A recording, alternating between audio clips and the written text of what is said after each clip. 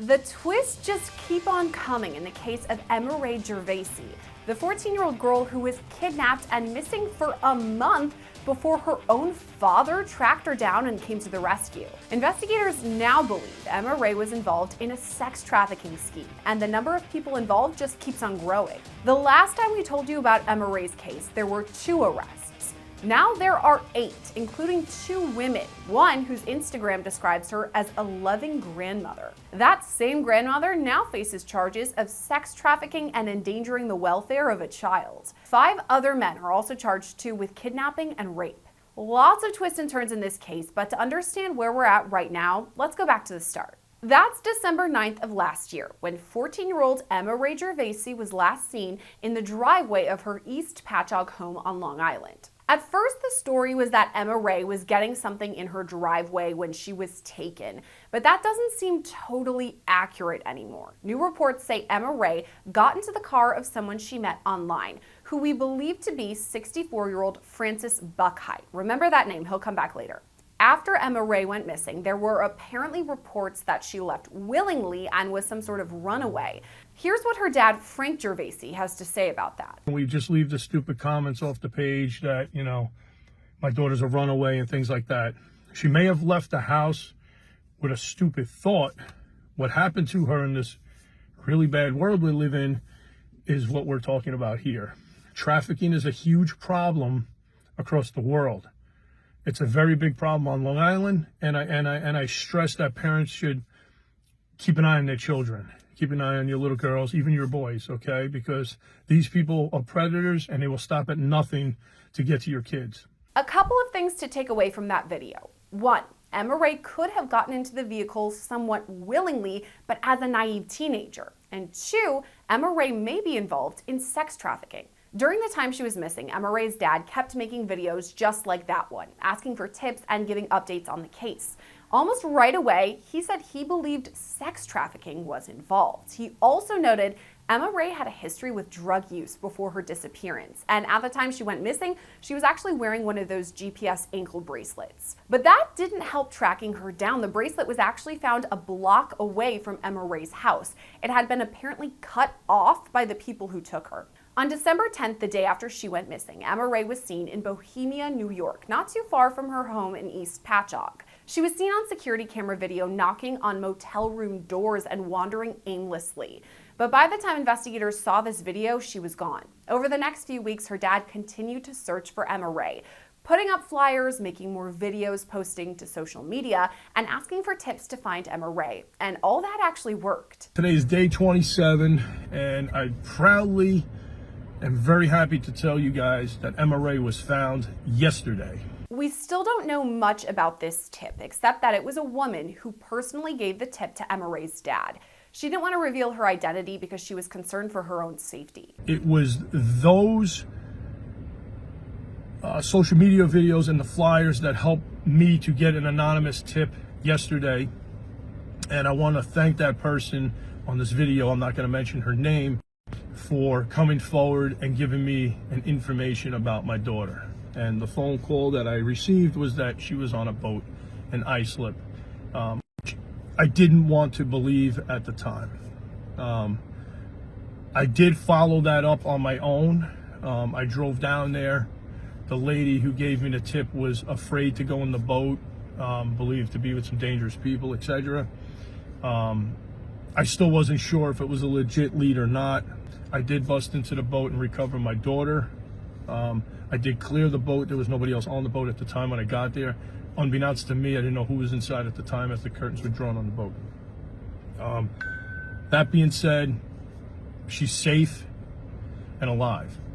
And I believe it was persistency that helped bring her home. It was January 3rd when Emma Ray was found on a boat in the Islip Harbor. Investigators later determined that boat belonged to Francis Buckheit, the same guy who apparently picked Emma Ray up from her house in the first place. Buckheit was also the first person arrested in this case. There is definitely one guy in custody already for her disappearance. It'll be on the news tonight. It's a man by the name of Francis Buckheit. It's from Islip. And there's probably a lot more going on. Francis Buckheit apparently showed up to this marina drunk, so not only did he receive a DUI, but he's also been charged with kidnapping and endangering the welfare of a child.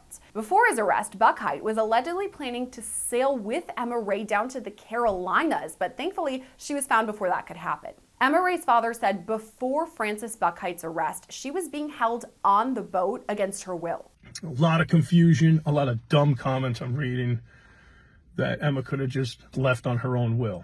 Completely incorrect. Emma was being held against her will. She was not allowed to leave the boat unless she was escorted by somebody. And she was being forced to do things that a 14-year-old girl shouldn't have to do. So I do believe this is sex trafficking, and it's being looked into. On January 9th, Suffolk County prosecutors announced Francis Buckheit had been indicted by a grand jury. The second arrest in the case came just the following week, when 47-year-old Bunnis Knight was charged with second-degree rape and endangering the welfare of a child. He was also charged with 3 counts of criminal sale of a controlled substance, which we now know was cocaine. According to prosecutors, Emma Ray was at Knight's home on January 2nd, just one day before she was rescued by her dad. Knight's house is in Copag, just 20 minutes from Islip, where Emma Ray was being held at that marina. Investigators used security camera and doorbell footage from Knight's neighbors to identify him and get the probable cause for his arrest. And since then, there have been even more arrests in this case. 63-year-old Alton Harrell was arrested on January 17th. 63-year-old Daniel Burke and 63-year-old Robert Eccleston were arrested on January 24th. All 3 men are charged with kidnapping, rape, and endangering the welfare of a child. Harrell's charges come from an incident that allegedly happened on December 9th, the very day Emma Ray first went missing. The other 2 men apparently raped Emma Ray the following day on December 10th. Just this week, though, 3 more suspects were arrested in the case, including 2 women. 52-year-old Jacqueline Comiskey is charged with sex trafficking and endangering the welfare of a child. Prosecutors say she took Emma Ray to Bunnis Knight's house on January 2nd in exchange for crack cocaine. This is the same woman whose social media pages allegedly say is a loving grandmother. 30-year-old Elizabeth Hunter is also charged with sex trafficking and endangering the welfare of a child in this case, but she faces another charge too, of promoting an obscene sex performance by a child under age 17. This incident apparently happened on December 13th. Now, the latest arrest is 20-year-old Kevin McDonald, who's accused of raping Emma Ray in a car on December 10th. That's the same day she was seen knocking on doors at a motel in Bohemia, and McDonald is apparently the one who dropped her off there. There are lots of arrests over multiple weeks, but all 8 suspects have pleaded not guilty to the charges. This story just keeps having another twist and turn after another, and I want to take a deeper dive into it. So for that, I'm going to bring in Serena Townsend, a Long Islander herself, also a former sex crimes prosecutor and criminal defense attorney. And Serena, when we set up this interview yesterday, there were 7 defendants in the case. And now today we're talking and there are 8. So it just keeps growing bigger and bigger. What do you make of that? Could there be even more arrests after this? It sounds like it. It sounds like there's going to be many arrests here, certainly already having 8. This is the kind of case where investigators are clearly following lead after lead, following where the evidence trail takes them. And it's really sad because the more people we have arrested, the more it seems criminality happened and the more tortured this poor person was, this child. So every new arrest, every new lead, every peeling back of this onion is yet another crime that's committed. And it's just a very sad story.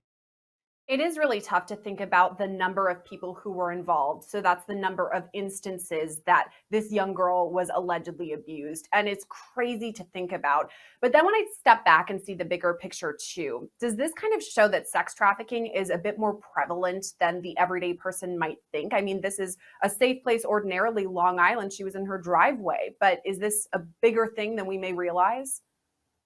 I think especially when it comes to trafficking, you have to realize that there's oftentimes multiple players. It's very difficult and, It is more prevalent than we think, but it is difficult to kind of have such a big scheme going on with just one person. To be able to conduct this behavior, to be able to hide or cover up the behavior, and to be able to coordinate the behavior obviously requires a whole chain of people. And every single person who's involved is going to be hopefully charged here, whether they did, whatever acts they committed, whether it was a violent act or even if they were just a member of this scheme as an acting in concert theory for the prosecution.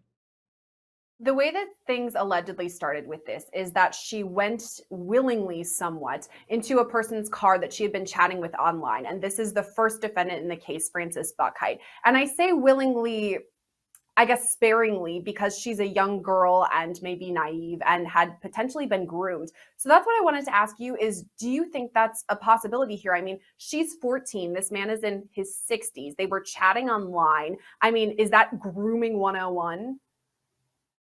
It really is. And, the law protects or is, designed to protect juveniles in these kinds of situations because we use the word willingly because as regular people going about our day to day events, when we see people doing things and they're not physically dragged or being held at gunpoint to do them, it feels and looks like a willing behavior.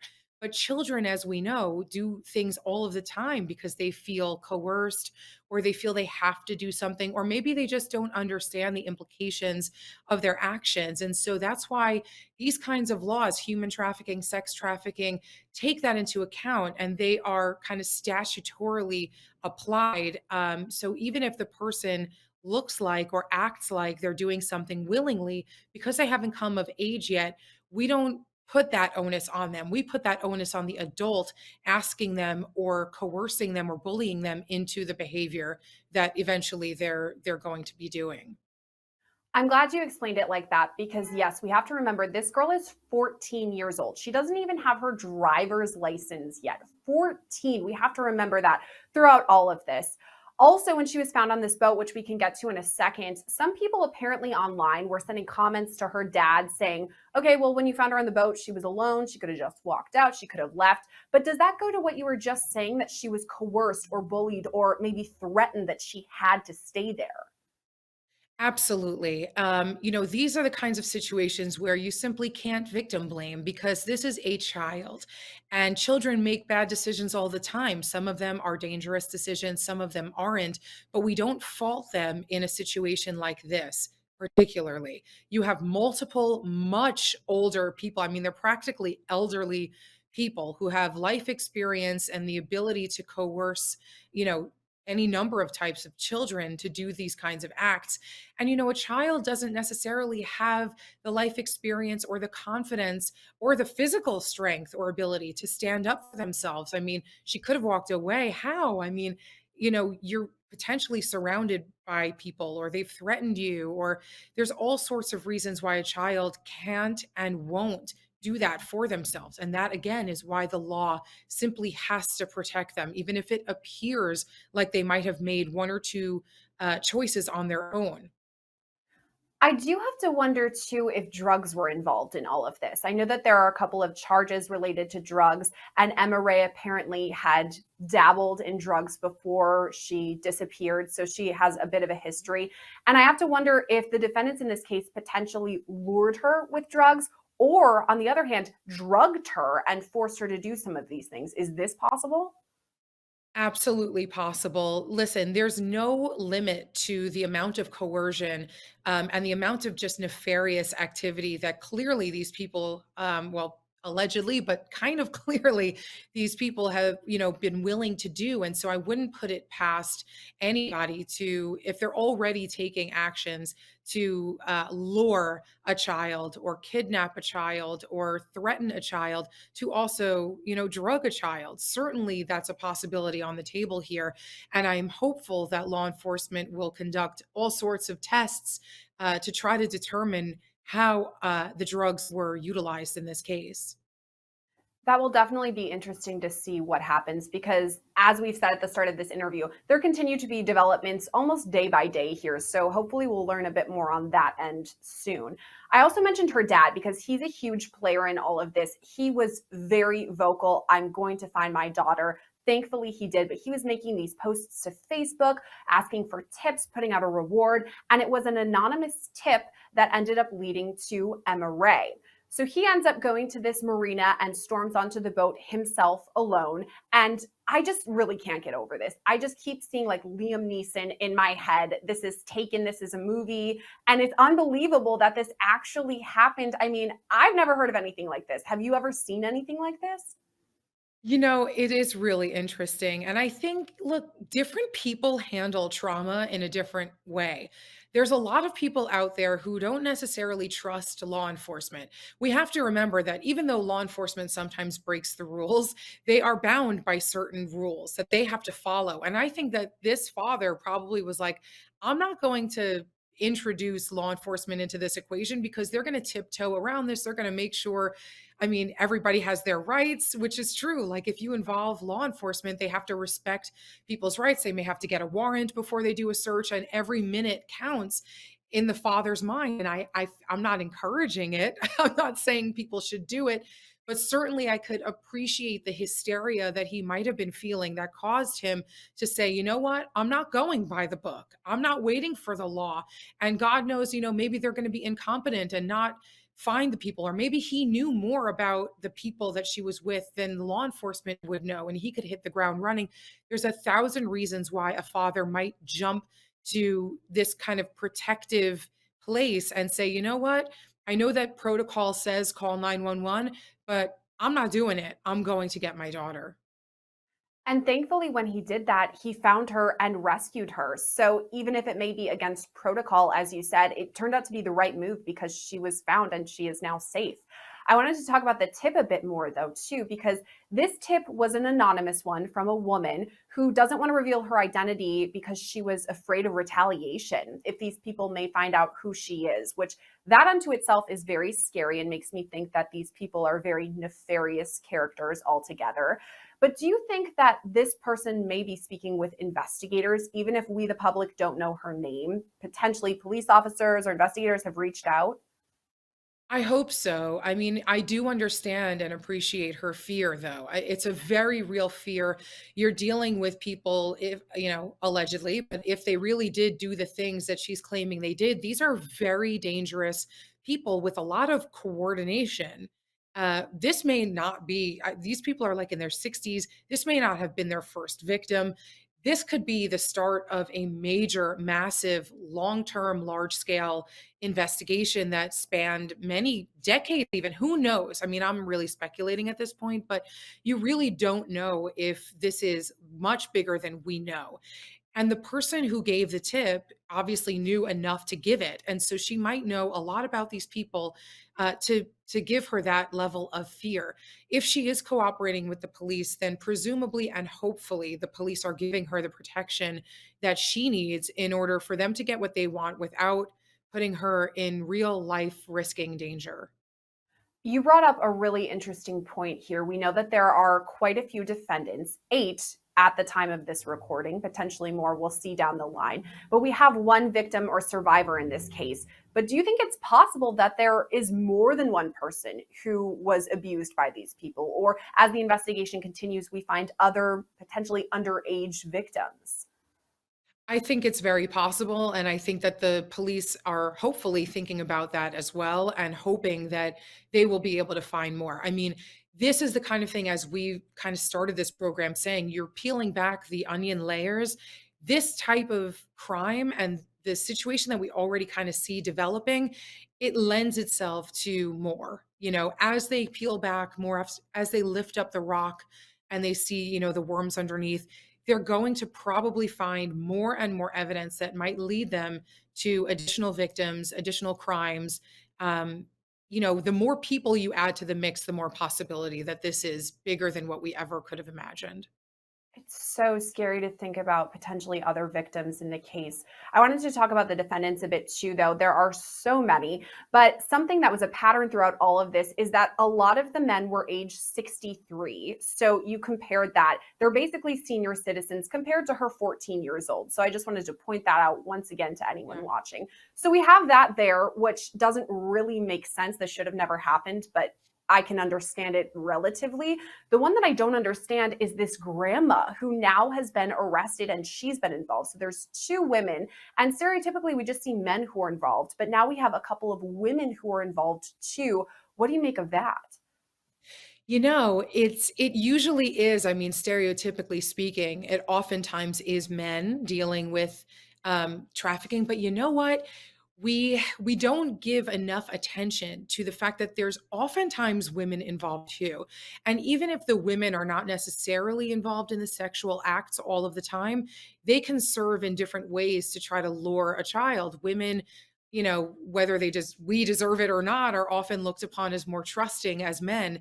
And sometimes they're used as honeypots, if you will, or as ways to kind of build that trust. And by the way, I don't mean to discount it and say that the women also don't, you know, deal with the sexual aspects too. We have certainly seen cases of women in sex trafficking cases and non-sex trafficking cases where they have engaged in illegal sexual acts themselves too. So I don't mean to suggest that it wouldn't happen that way either. Everybody plays their role in this scheme. And in this particular scheme, this grandmother may or may not have been involved in the violent act, but certainly it seems like there's enough evidence, at least to have arrested her for somehow engaging in this trafficking situation, which is really unbelievable. Just crazy to think about the vast number of people involved and the women, as you said. I wanted to talk about Emma Ray, though, because she is the light of shining hope in all of this, that she was rescued and found safe. Her dad says she's in treatment now, which is amazing. But I do have to wonder about investigators and prosecutors, and this is why I wanted to talk to you specifically.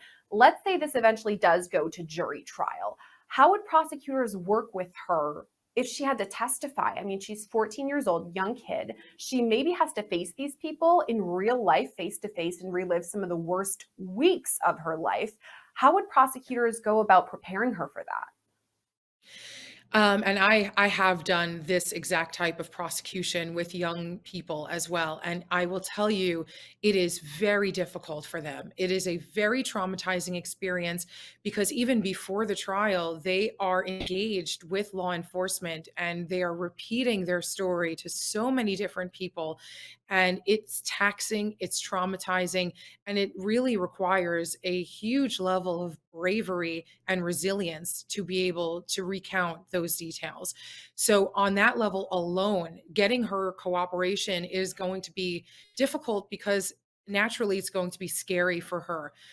If she has to testify, then yes, she's going to be facing her accused. Yeah, if she's going to be facing her abusers, alleged abusers, and it is a very dangerous situation for her and very scary. And not only that, but she's going to be facing cross examination from multiple lawyers. Don't forget, right? Like if there's one person who committed the act or one person who's arrested and they go to trial, it's hard enough to be telling that story again and then have to face cross examination from a defense attorney.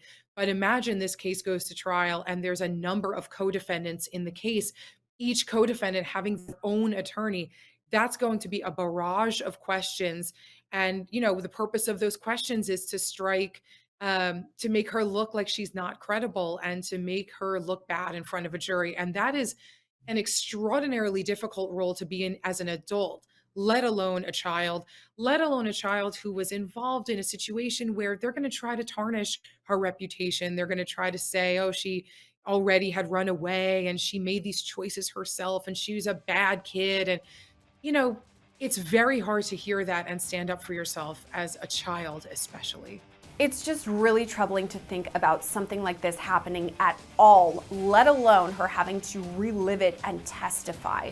The good news, though, is that Emma Ray is safe and in recovery. Serena Townsend, thank you for coming on and explaining a bit more about the case. Thank you so much for having me. As for Emma Ray, her father says she's now safe and is in treatment. Reporting for Law&Crime, I'm Sierra Gillespie.